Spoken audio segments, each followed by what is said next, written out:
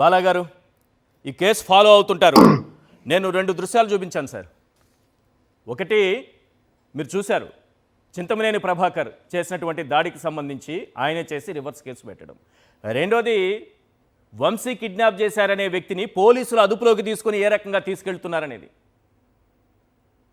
అసలు ఏం జరుగుతోంది ఈ రివర్స్ కేసుల విషయంపైన ఏం చెప్తారు సార్? ముందుగా మీకు అలానే సాక్షి టీవీ వీక్షించే ఆంధ్రప్రదేశ్ తెలుగు ప్రజలందరికీ కూడా గుడ్ ఈవినింగ్ అండి.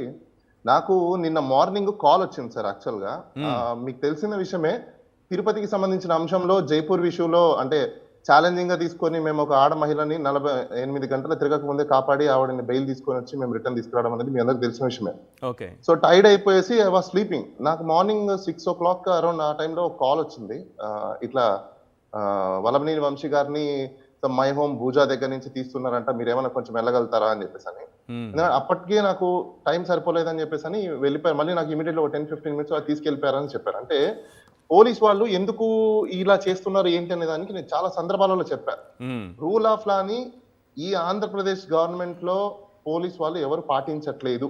దానికి బెస్ట్ ఎగ్జాంపుల్ అంటే మన వకీల్ సాబ్ సినిమా ఏదైతే ఉందో, తిరుపతిలో జరిగిన అంశంలో లక్ష్మి అనే ఒక బాధితురాలి కూడా సేమ్ టు సేమ్ సినిమానే చూశాను సార్. ప్రాక్టికల్ గా నాకు అప్పుడు అర్థమైన విషయం ఏంటంటే, ఆంధ్రప్రదేశ్ లో పోలీస్ వాళ్ళు ప్రజల కోసమో ప్రజల పక్షానో లేరు.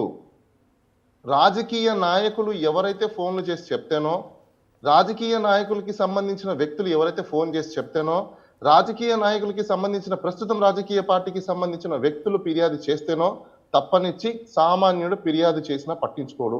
దానికి ద బెస్ట్ ఎగ్జాంపుల్ ప్రజలందరికీ తెలిసే విధంగా నేను ఒకటి చెప్తాను సార్.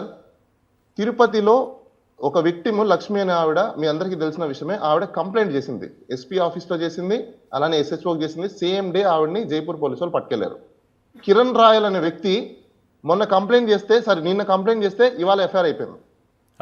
అంటే మీకు జస్ట్ ఎగ్జాంపుల్ చెప్తున్నా, ప్రజలందరూ గమనించడం కోసం ఎగ్జాంపుల్ నేను ఏం చెప్తున్నానంటే, కంప్లైంట్ నిజంగా బాధితురాలు కుర్రో మొర్రోని మొత్తుకొని కంప్లైంట్ ఇస్తేనే ఆవిడకి ఈ రోజు FIR అయిందని చెప్పారు.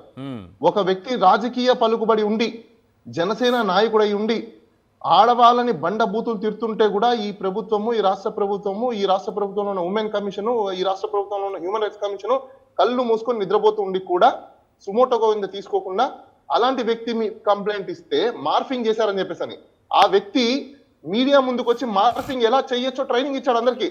చూసారా, ఏఐతో నేను ఇలా చేస్తాను, ఏఐతో ఈ విధంగా చేయగలుగుతాను, ఏఐతో 2.0 ఈ విధంగా చేయగలుగుతాను చెప్పి ట్రైనింగ్ ఇచ్చాడు అందరికీ. అంత టెక్నాలజీ తెలిసిన వ్యక్తి మార్ఫింగ్, నా ఫొటోస్ మార్ఫింగ్ అయ్యాయి, నా వీడియోస్ మార్ఫింగ్ అని చెప్పి పోలీస్ స్టేషన్ లో ఒక ఆడపిల్ల మీద కంప్లైంట్ ఇస్తే పోలీసులు కళ్ళు తెరిచి లోపలే FIR అయిపోయింది అనమాట. అంటే ఈ రాష్ట్రంలో రెడ్ బుక్ అసలు ఏంటి రెడ్ బుక్? నాకు చాలా మంది కూడా ఫోన్ చేస్తున్నారు, సార్ ఈ రెడ్ బుక్ మీద ఏమైనా పిల్ వేయగలుగుతామా, అసలు ఆ రెడ్ బుక్ లో ఏముంది, రెడ్ బుక్ లో ఎవరెవరి పేర్లు ఉన్నాయి, సామాన్యులకు సంబంధించింది ఏమైనా ఉందా, పోనీ ఈ పాలనకి సంబంధించి గవర్నెన్స్ సిస్టమ్ కి సంబంధించిన రెడ్ బుక్ లో ఏమైనా మెన్షన్ చేస్తున్నారా, అసలు ఏంటి అని చాలా మంది నాకు ఫోన్ చేస్తున్నారు. వాస్తవంగా చెప్పాలంటే మేము కూడా దాని మీద జుడిషియల్ లో ఏ విధంగా దీన్ని తీసుకెళ్లాలి, ఈ రెడ్ బుక్ మీద పిల్లు ఏమైనా వేయగలుగుతామని చెప్పి ఎగ్జామిన్ చేస్తున్నాము. ఇంకా వల్లభనేని వంశీ గారి విషయానికి వస్తే సార్, రూల్ ఆఫ్ లాని కంప్లీట్ గా వైలేటెడ్ సార్. ఎందుకు రూల్ ఆఫ్ లాని కంప్లీట్ గా వైలేటెడ్ అంటే, ల్యాండ్ మార్క్ హిస్టరీ మీరు చెప్పుకోవచ్చు, RGV బిఫోర్ RGV ఆఫ్టర్ అన్నట్టు. ఒక పోలీస్ వాళ్ళు ఒక స్టేట్ లోకి ఎంటర్ అవుతే ఏమేమి పాటించాలి అని చెప్పి మేము ఆ రోజు క్వశ్చన్ చేయడం జరిగింది.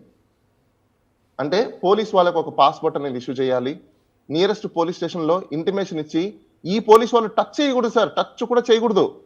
ఆ స్టేట్ లో ఉన్న పోలీస్ వాళ్ళే, అంటే తెలంగాణ స్టేట్ లో ఉన్న పోలీస్ వాళ్ళు వీళ్ళిచ్చిన వారెంట్ ని కానీ లేకపోతే దానికి సంబంధించిన డీటెయిల్స్ కానీ ఇస్తే తెలంగాణ పోలీస్ వాళ్ళు వెళ్ళి వాళ్ళు అప్రహెండ్ చేసి వాళ్ళ మెజిస్ట్రేట్ దగ్గర ప్రొడ్యూస్ చేసి అప్పుడు వీళ్ళు దాన్ని ట్రాన్సిట్ వారెంట్ వేసుకొని అప్పుడు వీళ్ళు తీసుకొని రావాలి. అంటిల్ అన్లెస్ వాళ్ళు ఈవెన్ ఒక చెయ్యి కూడా వేసి పైకి వేయడానికి లేదు సార్. అలా వేస్తే వాళ్ళ మీద కేసు పెట్టాలి. కానీ అలాంటిది ఈరోజు మనం చూస్తున్నాం, వాళ్ళ ఇంటికి పోలీసు వాళ్ళే వెళ్ళారు, పోలీసు వాళ్ళే తీసుకొచ్చారు, పోలీసు వాళ్ళే తీసుకొచ్చి ఇక్కడ ప్రొడ్యూస్ చేశారు.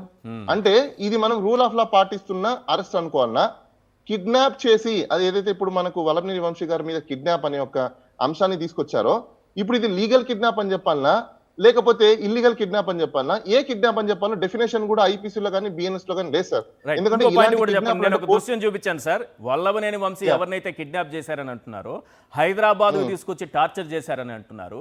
హైదరాబాద్ లో కొట్టారంట, హైదరాబాద్ లో బెదిరించారంట. కానీ ఆ వ్యక్తినేమో విశాఖపట్నంలో అదుపులోకి తీసుకుంటారు. మీరు పోలీసులు ఒక కిడ్నాపర్ అయినటువంటి వ్యక్తిని, ఒక బాధితుడిని రక్షించి తీసుకుపోతున్నట్టుందా, లేకపోతే ఎవరినో క్రిమినల్ని తీసుకుపోతున్నట్టు ఉందా? అది ఆ దృశ్యాలు చూశారు కదా, ఒక లాగా చెప్పండి మీరు. మీరు ఇందాక వీడియో ప్లే చేసింది నేను చూసాను సార్ ఇంట్రడక్షన్ లో. ఎస్, ఆ వీడియోలో మీరు ఒకసారి చూస్తే పోలీస్ వాళ్ళు వెనకాల షార్ట్ వేసుకుంటే షార్ట్ ని పట్టుకొని లాగుతున్నారు. ఒక అతను వెనకాల టీ షర్ట్ ని పట్టుకొని గీడ్చుకెళ్తున్నారు. అంటే ఎప్పుడు అలాంటి పనులు చేస్తారు?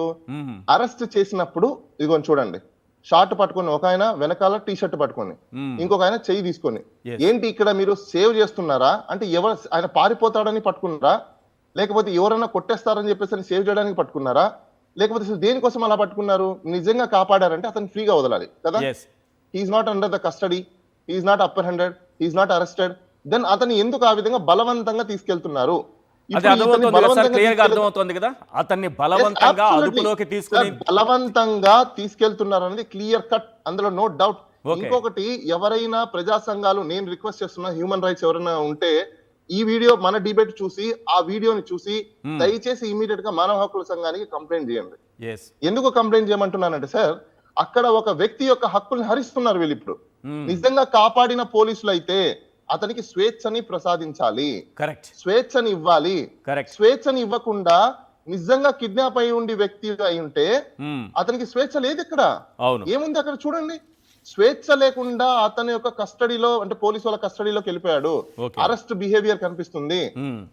అంటే అక్కడ అతన్ని టార్చర్, అంటే ఒక వ్యక్తిని ఏ విధంగా చూడండి అతను ఎలా తీసుకెళ్తున్నారు. అంటే పోలీస్ స్టేషన్ లోకి అతను ఎందుకు తీసుకెళ్తున్నారు? సేవ్ చేయడానికి అయితే అతన్ని వాళ్ళ పేరెంట్స్ కో లేకపోతే ఎవరైతే కంప్లైంట్ చేస్తారో వాళ్ళకి ఇమీడియట్ గా ఇన్ఫార్మ్ చేసి వాళ్ళ చేతిలో పెట్టాలి. ఇతను సేఫ్ అని చెప్పాలి, వాళ్ళ చేతిలో పెట్టాలి. ఇప్పటి వరకు అతను వాళ్ళ అదుపులోనే ఉన్నారు సార్. ఇప్పటి వరకు ఎక్కడ బయట కనపడట్లేదు. That's what sir. ఈ రోజు సార్ పోలీస్ వాళ్ళు 24 గంటల కంటే ఎక్కువగా ఎవరిని పెట్టుకోవడానికి లేదు. వాళ్ళ మీద ఇమీడియట్లీ ఇప్పుడు ఎవరైనా కానీ హెబియస్ కార్పస్ వేయొచ్చు. ఎందుకంటే అరెస్ట్ చేయలేదు, సేవ్ చేసినప్పుడు. దీనికి సార్ ఇంకోటి విషయం చెప్తాను, ఒక వ్యక్తిని కానీ, ఆడవాళ్ళని కానీ, పిల్లల్ని కానీ సేవ్ చేస్తే హోమ్స్ అన్ని ఉన్నాయి సార్, షెల్టర్స్ అంటారు దాన్ని. గవర్నమెంట్ షెల్టర్స్ ఉంటాయి, గవర్నమెంట్ హోమ్స్ ఉంటాయి, అక్కడ వాళ్ళని పెట్టాలి, పోలీస్ స్టేషన్ లో కాదు సార్. మామూలుగా కిడ్నాప్ కేసులో ఏం చేస్తారు సార్? కిడ్నాప్ అయిన వ్యక్తిని పోలీసులు రక్షించిన తర్వాత వాళ్ళ కుటుంబ సభ్యులకి అప్పగిస్తారా, అప్పగించరా? సార్ ఇమీడియట్ గా అలా వ్యక్తి గాని దొరికితే, నిజంగా తప్పిపోయిన వ్యక్తి అయితే దొరికితే కుటుంబ సభ్యులకు ఫోన్ చేసి ఇన్ఫార్మ్ చేసి, మీ అబ్బాయి దొరికాడు, మా దగ్గర ఉన్నాడు, వచ్చి తీసుకెళ్ళండి. లేదు అంటే మేము అతన్ని ఒక హోమ్ లో పెట్టాము. హోమ్ అంటే ఏంటి? మీ హోమో మా హోమో కాదండి, గవర్నమెంట్ కి సంబంధించిన హోమ్స్ ఉంటాయండి, షెల్టర్స్ ఉంటాయి. ఆ షెల్టర్స్ లలో వాళ్ళని పెడతారు. అక్కడ ఒక వార్డెన్ ఉంటారు, వాళ్ళకి ఫుడ్ ఉంటుంది, బెడ్ ఉంటుంది, ఫెసిలిటీస్ ఉంటాయి అన్ని. అది గవర్నమెంట్ కి సంబంధించింది. అక్కడ వాళ్ళ సేఫ్టీగా, సెక్యూరిటీగా అక్కడ పెడతారు. ఎందుకు? అది జైలు కాదు, దట్ ఈస్ అ హోమ్. ఎప్పుడు జైల్లో పెడతారు? ఒక వ్యక్తి నేరం చేసి ఉంటే అతన్ని పోలీస్ వాళ్ళు జైల్లో పెట్టడానికి అవకాశం ఉంది. కానీ ఇక్కడ ఇతను నేరం చేయలేదు కదా, కానీ ఏ విధంగా పోలీస్ స్టేషన్ లో ఉన్నాడు అంటే, వల్లభనేని గారి వంశీ మీద, నేను ఒక చిన్న 2 minutes లో కంప్లీట్ చేస్తాను. వల్లభనేని గారి వంశీ మీద వీళ్ళు ఏదైతే ఒత్తిడి చేసి అతన్ని ఈ రోజు బైండ్ ఓవర్ చేయించుకొని ఆ కంప్లైంట్ విత్డ్రా చేయించుకోవడం కోసం చేశారని అంటున్నారో, ఇది వాస్తవంగా చెప్పాలంటే కుక్కుడప్ స్టోరీ. పోలీస్ వాళ్ళు వాళ్ళ ఫ్యామిలీని, ఇతన్ని మొత్తం ఒక కుక్కుడప్ స్టోరీని క్రియేట్ చేసి వల్లభనేని గారి వంశీని అరెస్ట్ చేయడం కోసము, రెడ్ బుక్ రాజ్యాంగాన్ని అమలు చేయడం కోసము వీళ్ళు చేసిన ఒక స్క్రిప్ట్ డైరెక్షన్స్ తో జరిగిన ఒక అరెస్ట్ తప్పనించి వాస్తవంగా నిజాలైతే దాంట్లో లేవండి. క్లియర్ కట్ గా కనిపిస్తుంది అక్కడ.